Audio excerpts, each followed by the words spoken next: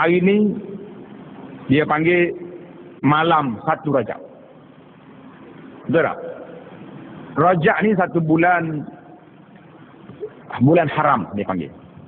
Allah sebut dalam Quran, inna iddatash syuhuri 'indallahi 12 syahran fi kitabillah yawma khalaqas samawati wal ard minha arba'atun hurum.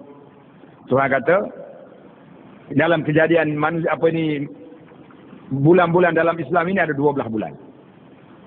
12 bulan ada, 4 bulan daripadanya dia panggil bulan haram. Apa dia bulan haram? Zulqa'dah, Zulhijjah, Muharram dan Rajab. Rajab ni termasuk dalam bulan haram. Maknanya bulan yang diharamkan berperang dalamnya dan ada kelebihannya sendiri Tuhan pilih di sini. Cuma yang anak sebut di sini sedikit peringatan. Hari ni kita tengok banyak masuk dalam SMS, masuk dalam email, dalam semua benda masuk. Orang duk sebar risalah tentang kelebihan bulan Rajab. Siapa dia puasa siapa dia sayang di awal malam ni, malam Rajab. Malam Jumaat yang pertama bulan Rajab dia panggil Salatul Raghaib. Imam Nawawi rahimahullah mengatakan orang yang mencipta salat ini iaitulah Dajjal. Orang yang tidak baik kerana mencipta satu solat yang tidak disyariatkan oleh Nabi SAW. Jadi seorang tokoh ulama besar dalam mazhab Syafi'i, nama dia Al-Hafiz Ibnu Hajar. Saya tak nak ambil mazhab lain kerana tuan-tuan kata ini bukan mazhab kita.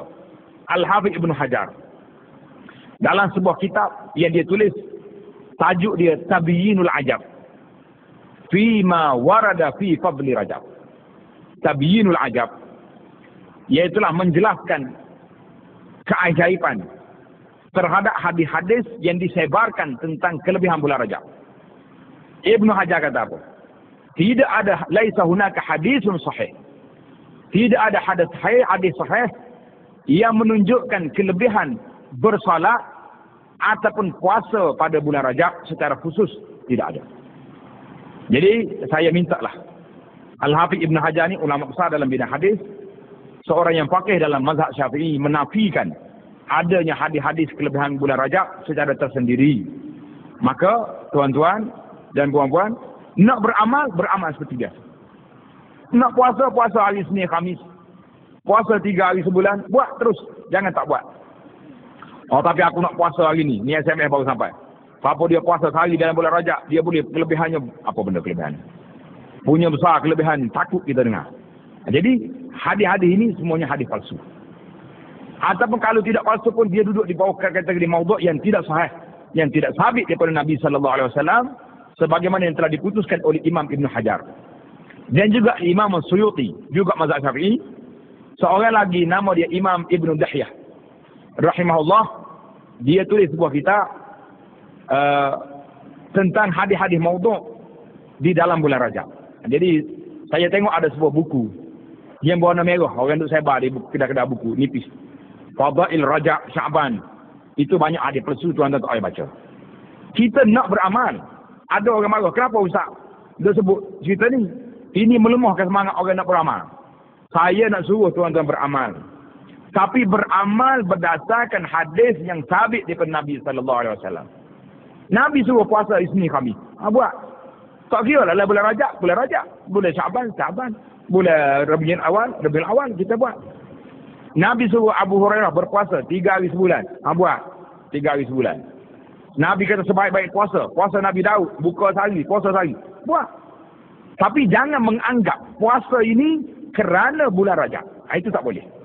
Menentukan tu. Sebab tidak ada hadis sahih. Ibn Hajar dalam kitab dia Tabyinul Ajab telah menafikan sedemikian. Jadi atas dasar nasihat saya kepada muslimin dan muslimat, orang yang nak beramallah seperti biasa, tapi jangan menganggap ianya mari daripada Rajab. Rajab memang satu bulan yang lebih min asyuril hurum, salah satu daripada bulan haram yang Tuhan sebut dalam Quran, minha arba'atun hurum. Jelas. Tak payahlah ada sebar hadiah palsu. Kamu juga bila mari bulan Ramadan nanti, duk sebar hadiah palsu sembahyang tarawih tiap malam. Itu hadiah palsu. Jangan disebarkan. Kita nak sebar yang sahih, yang jelas, yang warid daripada Nabi sallallahu alaihi wasallam, Jangan pula tuan-tuan dakwa dia kata ustaz ni salah dia kata. Ada dalam kitab. Dalam kitab tak ada masalah.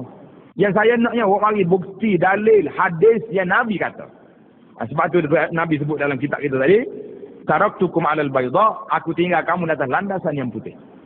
Lailuha kanahariha, malam seperti siang.